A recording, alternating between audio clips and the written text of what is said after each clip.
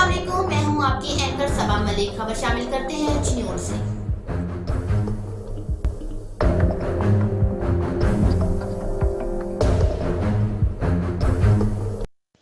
چنیور progressive collection کے زیر اہتمام تعلیمی کانفرنس کا انعقاد کیا گیا، جس میں اراکین سی پی سی، اساتذہ، سول سوسائٹی کے نمائندہ، وکلاء اور میڈیا نمائندگان نے شرکت کی۔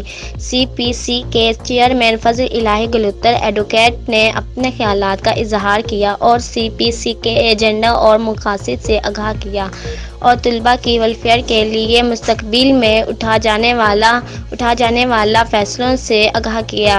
چیئرمین رائٹس یوتھ پنجاب اور چیف کوآرڈینیٹر یونیورسٹیز مہر حسنین عباس نیول نے کہا ہے، تمام نوجوانوں کی کیریئر کونسلنگ، کردار سازی اور اچھی تعلیم و تربیت ہماری اولین ترجیح ہے۔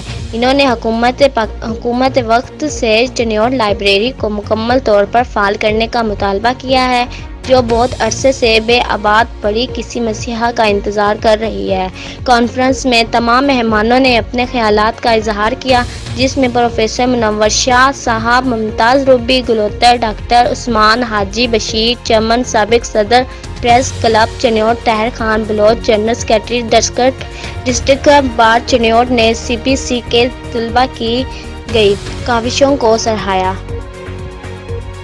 جس میں حافظ عمار حیدر کو چیف کوآرڈینیٹر کالج، عامر ہلال کو چیف کوآرڈینیٹر اسکولز، ملک قمر الہی کو فنانس سیکرٹری اور دیگر نوجوانوں کو مختلف کی ذمہ داریاں سونپی گئیں۔ آخر پر میڈیا کا بھرپور تعاون پر سی پی سی میڈیا کی بہت شکر گزار ہے۔